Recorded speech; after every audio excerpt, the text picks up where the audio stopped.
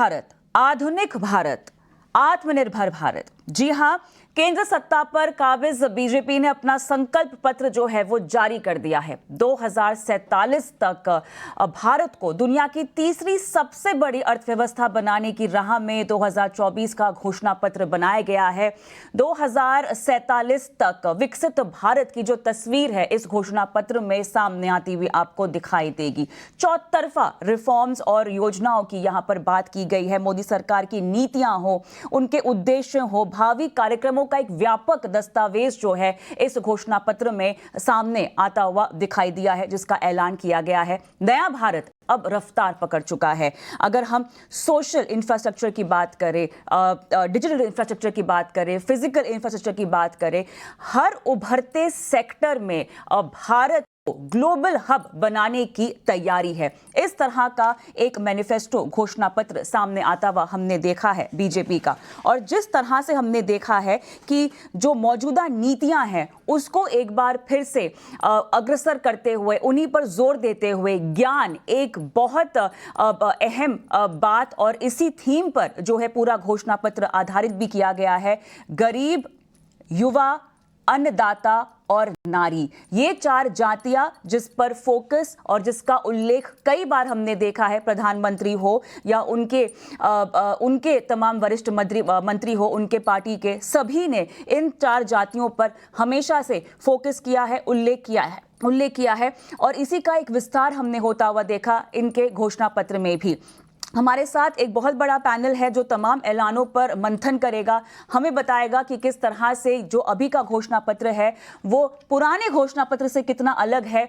नया भारत, नई तरह की राजनीति और नया तरीके का घोषणा पत्र। साथ ही हमारे जो संवाददाता हैं प्रकाश प्रियदर्शी, जो लगातार घटनाक्रम को ट्रैक भी कर रहे थे, उनसे भी हम जुड़ेंगे और उनसे भी एक विस्तृत जानकारी लेंगे। हम एक एक मुद्दे पर किस तरह के ऐलान किए गए हैं उस पर बात करेंगे। बहरहाल जो हमारे साथ मेहमान जुड़ गए हैं उनका मैं तारुफ करा देती हूँ।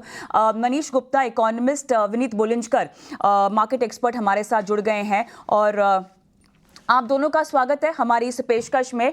और मनीष गुप्ता जी, चलिए विनीत के पास मैं आऊंगी, ये हमारे मार्केट एक्सपर्ट हैं। और विनीत देखिए, युवा, जैसे कि हम ज्ञान की बात कर रहे थे, गरीब, युवा, अन्नदाता और नारी, इस पूरे थीम पर फोकस्ड घोषणा पत्र और तमाम तरह के सेक्टर्स की बात की गई है। यहाँ पर अगर हम सेक्टर स्पेसिफिक बातें अगर करना भी चाहें तो आईटी हो गया, टूरिज्म हो गया, स्वास्थ्य हो गया, मुफ्त की बिजली हो गई, आयुष्मान भारत में 70 साल से ज़्यादा उम्र के वरिष्ठ नागरिकों को शामिल करना, उन्हें भी जो हेल्थ सर्विसेज मुहैया कराना, मुद्रा योजना का जो सीमा है उसको बढ़ाने की बात की गई, इको टूरिज्म, होम स्टे को बढ़ावा देना, एक सशक्त भारत, आधुनिक भारत, नए भारत की बात की गई है। आपके मुताबिक मास्टर स्ट्रोक इस मैनिफेस्टो का क्या रहा? इस मैनिफेस्टो का मास्टर स्ट्रोक ये है कि जो 10 साल का प्रोग्रेस है उसको एक एक्सपोनेंशियल दिशा देने का काम किया हुआ है प्राइम मिनिस्टर मोदी जी ने। तो यहाँ पे वो जो 3 चीजें जो इन्होंने कही है कि ये गोल्ड स्टैंडर्ड रहेगा फॉर ग्लोबल नेशंस, ये जो मैनिफेस्टो है। दूसरी चीज जो इन्होंने कही है कि ये जो एक्टिविटीज है ये इतनी सारी जॉब क्रिएशन होने वाला है कंट्री में। और दूसरी चीज क्या है कि जैसे एल्डरली लोगों को या जो 70 प्लस की उम्र वाले लोग हैं उनको आपने इसमें जोड़ दिया है आयुष्मान भारत में। तो फैमिलीज के पास इंडिया में बहुत सारा पैसा बचत होगी। गांव में रूरल डेवलपमेंट के लिए जो इन्होंने जो इकोसिस्टम बनाया है ऑफ सूर्य निधि कार्यक्रम जो उनका है, चार्जिंग और ईवी के साथ, ये बहुत बड़ा आपके मैन्युफैक्चरिंग, सोलार और रेवेन्यू क्रिएशन फॉर इंडिविजुअल्स और होम चार्जिंग स्टेशन बनाने के लिए एक बहुत बड़ा जॉब क्रिएशन वाला एनवायरनमेंट क्रिएट किया हुआ है। तो मुझे लगता है कि ये जो 3 चीजें हैं ये काफी बेहतरीन और मास्टर स्ट्रोक रहा है। और उनका जो फिलॉसफी है कि इंडिया को ग्लोबल कैपेबिलिटी सेंटर्स बनाने का हर एक क्षेत्र में वो आपको दर्शाता है कि India will become and will replace China to be the global power center as far as manufacturing and service capabilities concern. बिल्कुल, काफ़ी बखूबी आपने अपने जवाब को सम अप किया है। मेरे साथ मनीष गुप्ता इकोनॉमिस्ट भी जुड़ गए हैं। मनीष सर, आपका भी स्वागत है।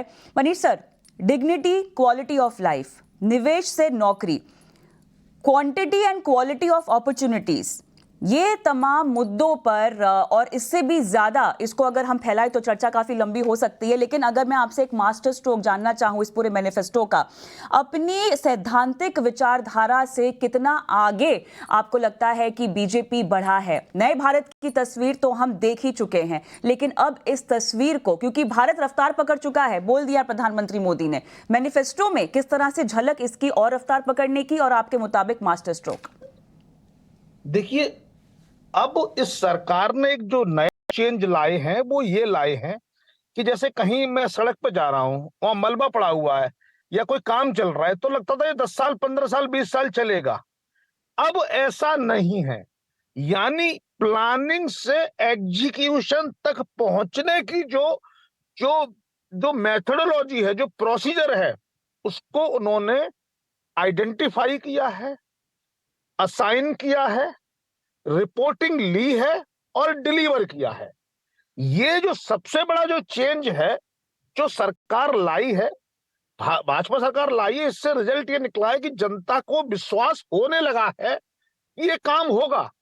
देखिए, भाजपा या कोई और पार्टी, सबने वादे किए होते हैं, लेकिन जैसे किसी ने कहा कि भाई हम हर महीना को 1 लाख रुपए देंगे, किसी पार्टी ने कहा, भाजपा ने कहा हम 3 करोड़ घर बनाएंगे।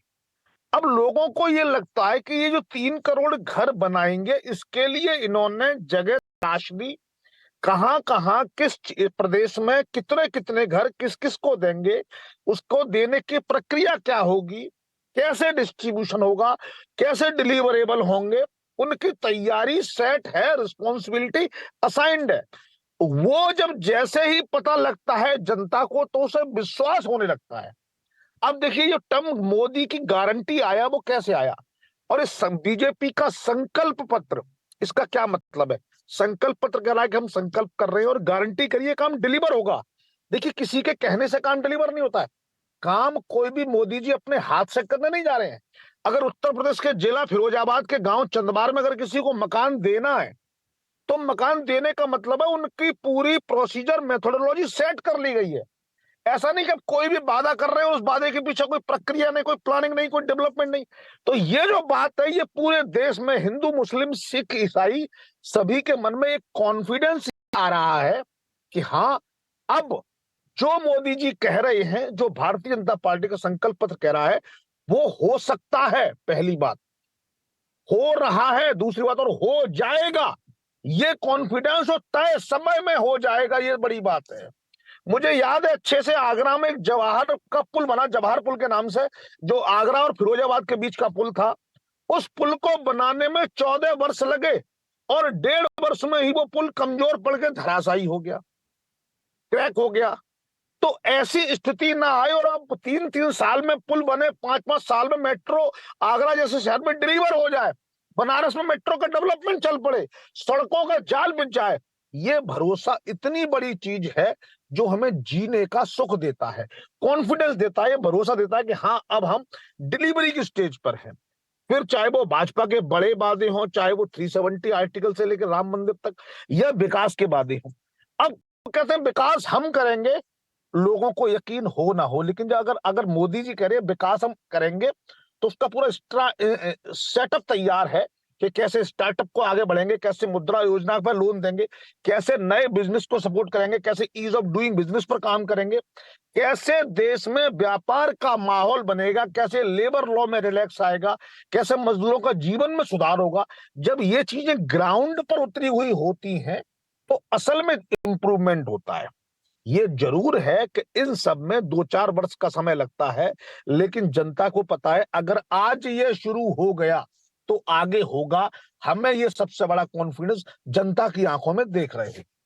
अब जैसे भारत, अब मानो भारत को हम तीसरी सबसे बड़ी इकोनॉमी बनाने जा रहे हैं, ऐसा भाजपा कह रही है। तो आम जनता को लगना चाहिए इससे क्या फायदा है। तो मैं आपको ये बताना चाहता हूं कि जब हर एक व्यक्ति के हाथ से व्हाइट मनी का पैसा एक बिजनेस से दूसरे बिजनेस में और लगातार ये मल्टीपल एंगल से मूव करेगा, तो हर जगह टैक्सेशन आएगा, हर जगह व्यक्ति के पास पैसा घूमता हुआ जाएगा, तो जाहिर है ये देश महाशक्ति बनता जाएगा। सबके हाथ में रेवेन्यू का, प्रॉफिट का डिस्ट्रीब्यूशन होगा। ये बड़ी बात है।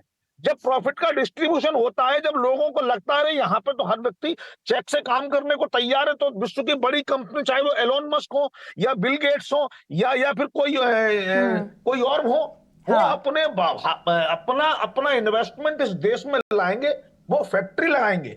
और देखिए, मैं फिर कह रहा हूं, मोदी जी ने पहले भी बात कही तो 2 करोड़ रोजगार की बात करी। हम चाहते हैं, भाजपा ऐसा कहती है कि हम चाहते कैसे भी व्यापार पर लोग आगे बढ़े, वो चाहे वो कुटीर उद्योग हो, एमएसएमई हो, लार्ज स्केल हो। को बढ़ावा दिया नौकरी गया है, जिसको बिल्कुल करनी है वो करे, लेकिन बिल्कुल। सरकार का फोकस व्यापार एक पर हो। बहुत बड़ा रोजगार के मुद्दे पर फर्क ये होता है कि जो हमने न्याय पत्र देखा कांग्रेस का, उसमें रोजगार को बढ़ाने और उत्पन्न करने की बातें जो हैं वो मिस थी, वो वहां पर बिल्कुल भी नहीं दिखाई दी, बल्कि यहां पर देखा गया कि नई तरह के रोजगार को पैदा करने पर बहुत ज्यादा फोकस किया गया है। इसी पर थोड़ा सा मैं बात करना चाहती हूं। विनीत, आप बताइए, आपके मुताबिक क्या क्या ऐसी बातें हैं जो शायद न्याय पत्र में आपको दिखाई दी लेकिन संकल्प पत्र में नहीं थी, संकल्प पत्र में है, न्याय पत्र में नहीं है? अगर मैं दोनों ही मैनिफेस्टो का एक विश्लेषण करना चाहूं एक मार्केट एक्सपर्ट के नजरिए से, तो आप क्या समझाएंगे हमें? तो जैसे आपने क्रिटिकली पॉइंट आउट किया कि भाजपा का संकल्प पत्र में आय क्रिएशन की मुद्दे है, आय क्रिएशन पे जोर है। अगर मैं आपको ट्रैवल करना फ्री दे दूं, बिजली फ्री दे दूं, उसके आपके ना पैसे बचते हैं, पर आपको अगर कमाई नहीं होगी तो आप पैसे कैसे बचाओगे? कमाई तो जरूरी है ना। तो इसके लिए जो इन्होंने हर एक वर्ग के लोगों के लिए जो स्कीम्स बनाई है, जैसे रेडी वाली के लिए आपने सिर्फ शहर में थे 50,000 रुपए दे रहे थे, अभी वो पूरा स्कीम आपने ऑल इंडिया लेवल पे एक्सप्लोर किया है।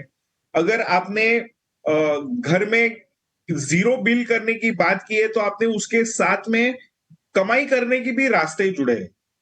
तो ये जो इनका टूरिज्म की बात की, टूरिज्म इंडिया को वर्ल्ड टूरिज्म में लेके जाने के लिए वर्ल्ड हेरिटेज के साथ कंबाइन करके इंडिया के टूरिज्म को एकदम एक्सॉल्ट करने की जो इनकी प्लानिंग है, उसमें आपको नजर आता है कि ये लो कॉस्ट इन्वेस्टमेंट और हाई एम्प्लॉयमेंट क्रिएट करने वाला क्षेत्र है। तो ये सारी चीजें जो उन्होंने क्रिएट करने के लिए जो बात की, जैसे और फिजिकल इंफ्रास्ट्रक्चर की रफ्तार बढ़ाने की बात की, जो लखपति दीदी जो आप 3 करोड़ महिलाओं को बनाने वाले हैं, या आप ड्रोन दीदी की बात कीजिए, या आप फिशरीज की बात कीजिए, या आप एग्रीकल्चर की बात कीजिए, ऐसा कोई भी क्षेत्र नहीं है जिसमें युवा, नारी, अन्नदाता और गरीब के लिए पैसे कमाने के अवसर गिने गए हुए हैं, उनको मदद भी दी जा रही है। तो जैसे कि जो एस्पायरिंग एंटरप्रेनर है, उसको 10 लाख से 20 लाख का अनसिक्योर्ड क्रेडिट देना, ये मेरे को लगता है एक बहुत मास्टर स्ट्रोक है। और ये युवाओं को उत्तेजित करने के लिए उनके पेट प्रोजेक्ट्स, उनकी ड्रीम्स है, उनकी जो आकांक्षाएं हैं, उनको बढ़ावा देने के लिए, और उस चीज को इंडस्ट्री 4.0 के साथ जोड़ के जो उन्होंने जो प्लानिंग की है, वो बहुत बेहतरीन है। अगर आप एक डिजिटल या मॉडर्न वर्ल्ड में आए, तो उन्होंने फिजिकल इंफ्रास्ट्रक्चर, सोशल और जो डिजिटल इंफ्रास्ट्रक्चर पे बात एम्फोसिस देने की बात की है, तो आप देखोगे कि यहाँ पे एक रेवोल्यूशन ऑफ जॉब्स क्रिएट होने वाला है। इतने सारे क्षेत्र में एडवांस ग्रोथ आने वाली है कि मैसिव एम्प्लॉयमेंट क्रिएट होगा। इससे क्या होगा? मनी फास्टर चर्न होगा, गवर्नमेंट की टैक्सेशन बढ़ेगी, और रोलिंग होने के कारण इन्वेस्टमेंट इंडिया में बढ़ेगा। और ये जो ब्लूप्रिंट बना है, ये ये ना जो बाकी सब पार्टियों के जो संकल्प पत्र है उसमें ऐसी कोई सोच, विचार, विजन कुछ है ही नहीं। उधर सिर्फ छोटे छोटे वर्गों के लिए, माइनॉरिटीज को जी वोट बैंक पॉलिटिक्स के हिसाब बाजार से। के विश्लेषक होने के नाते मेरे ख्याल से आपने अपना पहलू रखा, लेकिन मनीष जी, अब अर्थशास्त्री होने के नाते आपके मुताबिक क्या क्या मिस रहा न्याय पत्र और संकल्प पत्र में, और कौन कौन सी बातें थी जो कि बखूबी कवर हुई है, एक तो ये मुझे बताइएगा। और उसके बाद, क्योंकि प्रधानमंत्री मोदी ने अपने संबोधन में शुरुआत में कह दिया कि हमें जो 15 लाख से ज्यादा रिस्पॉन्सेज आए हैं उसमें तमाम पहलुओं पर है फोकस रखा गया है कि कौन कौन सी नीतियां हैं जो चल रही है, कौन सी नीति केंद्र या राज्य में आती है, किन किन नीतियों का फाइनेंशियल इंपैक्ट हो सकता है हम पर। इतनी बारीकी से तमाम सुझावों को शामिल किया गया है। आपके मुताबिक कौन कौन सी ऐसी नीतियां हैं जो फाइनेंशियली हमारे लिए बहुत बढ़िया हैं आपके मुताबिक, और जो मैनिफेस्टो में हिट या मिस है, वो सवाल जो मैंने आपसे पूछा। देखिए, सबसे पहली बात तो ये है कि आपने पूछा कि क्या मिस रहा। अगर मैं इस बात को पॉलिटिकली कहूंगा तो बहुत बड़े बड़े वादे मिस रहे जो दूसरी पार्टियों ने की हैं, लेकिन मैं ये समझता हूं बतौर अर्थशास्त्री मुझे इस बात की दाद देनी पड़ेगी ड्राफ्टिंग टीम की कि उन्होंने ऐसा कोई बड़ा वादा नहीं किया जो देश की आर्थिक स्थिति को चोट पहुंचाता हो। मैं ये नहीं कह रहा हूं कि आप गरीबों को कुछ दो, मत अच्छे से दो, बट उनको जो भी दो वो भीख ना देके, एहसान ना देके, आप उनको उनकी स्थिति को परमानेंटली मजबूत करने के एंगल से दो। इसकी वजह से क्या होगा कि आप परमानेंटली स्ट्रांग बनेंगे। अब देखिए, जैसे भाई मानो उन्होंने कहा कि हम गरीबों को, हम सारा किसानों का लोन माफ कर देंगे, हम मजदूरों का लोन माफ कर देंगे, हम हर गरीब महिला को 5 लाख रुपए दे देंगे। इस तरह की कोई योजना ना करके मानो उन्होंने क्या कहा, मानो हमने ट्रेन पर जोर किया, हम ट्रेन के डेवलपमेंट पर काम करेंगे, कहां कहां कितनी बुलेट ट्रेन चलेंगी। इससे क्या होगा, बुलेट ट्रेन में जो बैठेंगे वो बिजनेसमैन हैं, वो लगातार ज्यादा ट्रेवल करेंगे, कम्यूट करेंगे, तो बिजनेस का डेवलपमेंट होगा, कैसी नई इंडस्ट्री डेवलप होंगी, इस पर काम होगा। अब मानिए इलेक्ट्रॉनिक्स पर जो मोदी सरकार ने जो जोर दिया है वो ये बताना चाहता, देखिए आज का युग इलेक्ट्रॉनिक्स का युग है, कल युग है, तो इसमें अगर हम सेमीकंडक्टर पे काम करते हैं, हम किसी और इलेक्ट्रॉनिक्स पे काम करते हैं, मोबिलिटी पे काम कर रहे हैं, इनसे अगर हम एक बार हमारा एक्सपोर्ट का वॉल्यूम बढ़ता जाता है तो हम विश्व के लीडर बनेंगे। मोबिलिटी प्लस आईटी, कंप्यूटर और एआई, ये चारों चीजें मिलकर इस देश का नहीं पूरे विश्व का फ्यूचर है। और एआई की लीडरशिप में ये तीनों industry, hardware, software, intelligence, artificial intelligence, ये तीनों मिलकर विश्व की काया पलट देंगे अगले 10 साल में। ऐसे में भारत में अगर कोई राष्ट्रीय पार्टी जो सत्ता में है, अगर वो ये प्लान करती है कि हम सेमीकंडक्टर पे काम करेंगे, एआई पे काम करेंगे, हम आर्टिफिशियल इंटेलिजेंस पे काम करेंगे, तो कहीं ना कहीं हम देश के विकास की बात सोचते हैं। इसमें सबसे बड़ी बात जो है, जो मजबूत पक्ष है इसका, कि जातिवादी जो है प्लानिंग से हटकर, जातिवादी योजनाओं से हटकर समग्र भारत के विकास पर फोकस करने का आइडिया ये संकल्प पत्र दे रहा है। लगभग हर सेक्टर को वो डेवलप करेंगे, ये बात कह रहे हैं। हम चाहते हैं, भाजपा ऐसा कहना चाहती है जी कि कैसे देश का ओवरऑल विकास हो, इस ज्यादा फोकस है।